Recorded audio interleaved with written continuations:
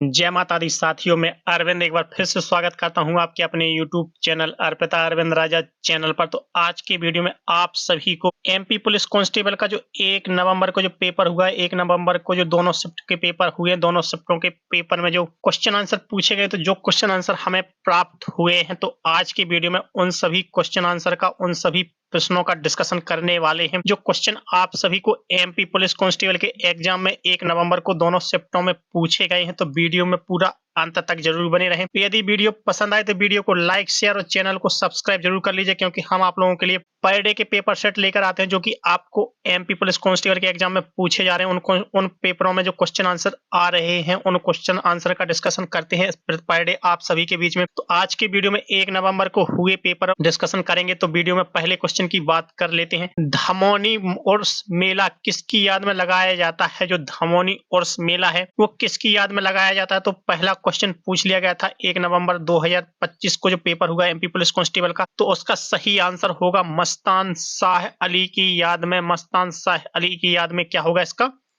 सही आंसर? तो वीडियो में पूरा अंत तक जरूर बने रहें, क्योंकि हम क्वेश्चन आंसर बहुत ही महत्वपूर्ण लेके आए हैं और प्रत्येक क्वेश्चन आप सभी के लिए बहुत ही महत्वपूर्ण है, क्योंकि कोई भी क्वेश्चन इनमें से आगे किसी भी शिफ्ट में रिपीट किया जा सकता है, दोबारा पूछा जा सकता है। तो उसकी जो अतिरिक्त जानकारी देते हैं। जो धमौनी गांव में अप्रैल महीने, तो यह मेला सागर के मध्य प्रदेश जिले के धमौनी गांव में लगता है। वो अप्रैल मई के महीने में आयोजित किया जाता है। अगला क्वेश्चन जो पूछा गया, पीएम स्वनिधि योजना का उद्देश्य क्या है? तो अगला क्वेश्चन जो आपसे एग्जाम में पूछ लिया गया था कि पीएम स्वनिधि योजना का उद्देश्य क्या है, तो इसका जो सही आंसर होगा वो होगा कोविड-19 महामारी के बाद रेडी पटरी वालों यानी स्ट्रीट वेंडर्स को बिना गारंटी को ऋण देकर आत्मनिर्भर बनाना। पीएम स्वनिधि योजना का उद्देश्य क्या है कि जो कोविड-19 महामारी के बाद जो रेडी पटरी वाले हैं, स्ट्रीट वेंडर्स हैं, उन्हें बिना गारंटी के देकर आत्मनिर्भर बनाना, जिसमें 10,000 रुपए तक का लोन प्रावधान था सभी स्ट्रीट वेंडर्स को, जिसमें 10,000 रुपए तक का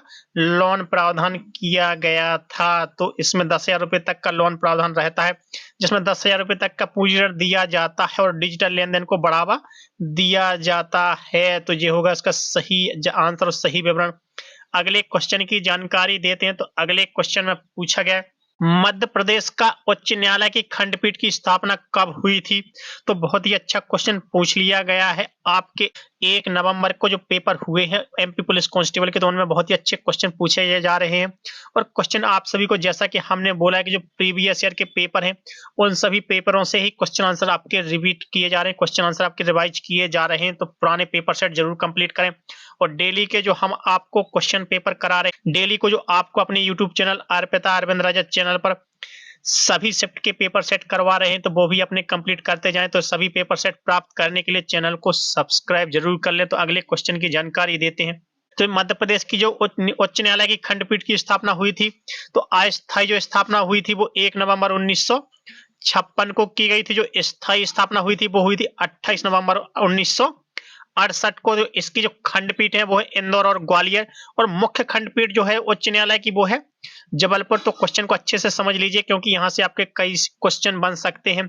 यदि अस्थायी स्थापना पूछा जाए मध्य प्रदेश के उच्च न्यायालय की, तो 1 नवंबर 1956। यदि स्थायी स्थापना पूछा जाए आपसे एग्जाम में, तो 28 नवंबर 1968। यदि खंडपीठ पूछी जाए उच्च न्यायालय की, तो वो इंदौर और ग्वालियर है। और यदि मुख्य खंडपीठ पूछी जाए तो वो है जबलपुर, जो कि उच्च न्यायालय की है मध्य प्रदेश की। अगले क्वेश्चन की जानकारी देते हैं। हिंदू विवाह अधिनियम 1955 के अनुसार गर्भवती महिला को कितने दिनों के बाद बच्चा मान्य होगा? तो इस अधिनियम में निश्चित दिन या अवधि निर्धारित नहीं की गई है। तो इसका जो सही आंसर होगा, सही जवाब होगा, वो होगा इस अधिनियम में निश्चित दिन या अवधि निर्धारित नहीं की गई है। अगले क्वेश्चन की जानकारी देते हैं। तो अगले क्वेश्चन का डिस्कशन करते हैं। तो जैसे कि हमने बताया कि संबंधित जानकारी देते हैं। यदि विवाह के विघटन के 280 दिन के भीतर बच्चा जन्म लेता है तो उसे वैध माना जाएगा। अगला क्वेश्चन के 2022-23 में अंतरराष्ट्रीय मुद्रा कोष IMF इंटरनेशनल मनी फंड अंतरराष्ट्रीय मुद्रा कोष है कि भारतीय महिला उपनिदेशक कौन थी? तो वो थी गीता गोपीनाथ। गीता गोपीनाथ होगा इसका सही आंसर। जनवरी 2022 में उन्हें प्रथम उपनिदेशक बनाया गया था, जो कि IMF की भारतीय महिला उपनिदेशक थी। अगला क्वेश्चन जो कि पूछा गया है, भीमगढ़ बांध किस जिले में स्थित है? जो भीमगढ़ बांध है वो किस जिले में स्थित है? तो वो स्थित है सिवनी जिले में, वैनगंगा नदी पर। सिवनी जिले में वैनगंगा नदी पर स्थित है। यह एशिया का सबसे बड़ा मिट्टी का बांध है, जिसे संजय सरोवर बांध भी कहा जाता है। यदि क्वेश्चन में आपसे पूछ लिया जाए कि एशिया का सबसे बड़ा मिट्टी का बांध कौन सा है, तो वो है भीमगढ़। और किस जिले में है? सिवनी जिले में। कौन सी नदी पर है? वैनगंगा नदी पर, और जिसे संजय सरोवर बांध भी कहा जाता है। अगले क्वेश्चन का डिस्कशन करते हैं। तो अगले क्वेश्चन में आप सभी से पूछा गया है 1 नवंबर सन 2000 को उच्च न्यायालय में क्या बदलाव हुआ? तो 1 नवंबर सन 2000 को उच्च न्यायालय में क्या बदलाव हुआ था? तो छत्तीसगढ़ राज्य का गठन हुआ, उसके लिए पृथक उच्च न्यायालय की स्थापना की गई थी। तो जो छत्तीसगढ़ राज्य हुआ था 1 नवंबर 2000 को, जो छत्तीसगढ़ राज्य अलग हुआ था, तो उसके लिए क्या हुआ था? अलग से उच्च न्यायालय की स्थापना की गई थी। तो छत्तीसगढ़ भारत का क्या था? 26वां राज्य था, जो 26वां राज्य बना था भारत का। और छत्तीसगढ़ जो कि मध्य प्रदेश से अलग होकर बना था 1 नवंबर 2000 को, तो वो था छत्तीसगढ़, और 26वां राज्य था। अगला क्वेश्चन आप सभी से पूछा गया है। तो अगले क्वेश्चन में आप सभी से पूछ लिया गया, मध्य प्रदेश के पहले राज्यपाल कौन थे? तो मध्य प्रदेश के जो पहले राज्यपाल थे वो थे डॉक्टर पट्टाभी सीतारमैया। पट्टाभी सीतारमैया क्या होगा इसका सही जवाब? इनका जो कार्यकाल रहा था वो रहा था सन 1952 से 1957 तक। इन्होंने आंध्र प्रदेश बैंक की स्थापना भी की थी, जो 1923 में की थी। किसने की थी? डॉक्टर पट्टाभी सीतारमैया ने, जो कि आंध्र प्रदेश बैंक की स्थापना की थी वो 1923 में की थी, जिनका जो कार्यकाल 52 से 1957 तक रहा था। अगले क्वेश्चन पर पहुंचते हैं।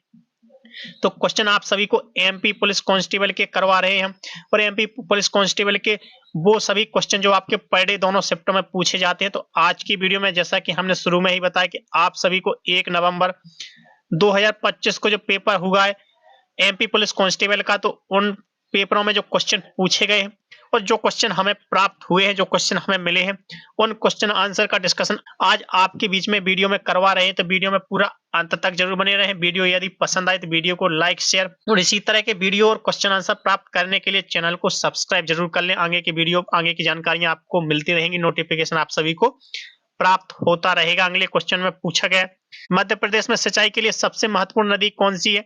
तो मध्य प्रदेश में जो सिंचाई के लिए सबसे महत्वपूर्ण नदी है तो वो है नर्मदा घाटी परियोजना। नर्मदा घाटी परियोजना क्या होगा इसका सही आंसर? यह सिंचाई, जल विद्युत उत्पादन, बाढ़ नियंत्रण और पेयजल आपूर्ति हेतु चंबल घाटी परियोजना मध्य प्रदेश की पहली नदी घाटी परियोजना है। यदि पूछ लिया जाए कि सबसे पहली नदी घाटी परियोजना कौन सी है, तो चंबल घाटी परियोजना मध्य प्रदेश की सबसे पहली नदी घाटी परियोजना है। अगले क्वेश्चन का डिस्कशन करते हैं। तो अगले क्वेश्चन में पूछा गया, भारत में सबसे अधिक विशेष आर्थिक क्षेत्र सेज किस राज्य में है? तो वो है तमिलनाडु में। तमिलनाडु में कितने सेज है? 51। तेलंगाना और महाराष्ट्र में कितने हैं? 38। 38 दोनों में बराबर है, इक्वल है। तो 38 38 तेलंगाना और महाराष्ट्र में, जबकि तमिलनाडु में कितने हैं? 51 यानी 51 सेज हैं। अगले क्वेश्चन पर पहुंचते हैं, अगले क्वेश्चन का डिस्कशन करते हैं। तो अगले क्वेश्चन में पूछा गया है, उदिता योजना कब शुरू की गई थी? जो उदिता योजना है उसकी शुरुआत कब की गई थी? तो वो की गई थी 1 नवंबर 2016 को। किशोरी बालिकाओं के मासिक धर्म, स्वास्थ्य, पोषण और जागरूकता को बढ़ावा देने के लिए उदिता योजना की शुरुआत की गई थी, और इसका जो विभाग है वो है महिला एवं बाल विकास विभाग, मध्य प्रदेश सरकार। ये होगा इसका सही आंसर। अगले क्वेश्चन पर पहुंचते हैं और अगले क्वेश्चन का डिस्कशन करते हैं। तो अगले क्वेश्चन में पूछा गया कि सर्वोदय योजना किसके द्वारा तैयार की गई थी? तो जो सर्वोदय योजना है वो किसके द्वारा तैयार की गई थी? तो वो तैयार की गई थी जयप्रकाश नारायण द्वारा, जो कि जनवरी 1950 में तैयार की गई थी। अगले क्वेश्चन का डिस्कशन करते हैं। तो आज की वीडियो का 13वां क्वेश्चन है, मध्य प्रदेश में किस नदी से सिंचाई नहीं होती है? तो चंबल नदी से, मुख्यतः अपनी घाटियों के कारण। जो चंबल नदी पर घाटियां हैं, उन घाटियों के कारण चंबल नदी से सिंचाई नहीं होती है। मध्य प्रदेश में मुख्य सिंचाई के जो स्रोत हैं वो क्या है? कुएं, नलकूप, नहरें और तालाब, जिनके माध्यम से मध्य प्रदेश में सिंचाई की जाती है। तो कुएं, नलकूप, नहरें और तालाब हैं, जिन चारों के माध्यम से मध्य प्रदेश में सिंचाई की जाती है। तो आज के वीडियो के लास्ट क्वेश्चन की बात कर लेते हैं। तो इस पेपर सेट का लास्ट क्वेश्चन है, पूर्वी भारत का कौन सा उत्सव 100 ड्रम से संबंधित है? तो वो संबंधित है बांग्ला महोत्सव, यानी 100 ड्रम महोत्सव।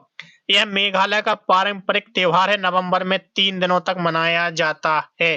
जो पूर्वी भारत का 100 ड्रम संबंधित है तो वो बांग्ला महोत्सव से संबंधित है। यह मेघालय का पारंपरिक त्योहार है और इसे नवंबर में 3 दिन मनाया जाता है। तो साथियों, वीडियो में क्वेश्चन आंसर जो हमने आपको कराए हैं 1 नवंबर 2025 के एमपी पुलिस कांस्टेबल के एग्जाम में जो पूछे गए, तो क्वेश्चन आंसर और उनका डिस्कशन कैसा लगा आप सभी को? यदि क्वेश्चन आंसर वीडियो पसंद आए हो तो वीडियो को लाइक, शेयर और चैनल पर पहली बार आने वाले सभी साथी मित्र चैनल को सब्सक्राइब जरूर कर लें आगे की वीडियो और क्वेश्चन आंसर प्राप्त करने के लिए। तो मिलते हैं साथियों कल एक नए वीडियो में एक नए पेपर सेट के साथ। तब तक के लिए धन्यवाद। जय हिंद दोस्तों।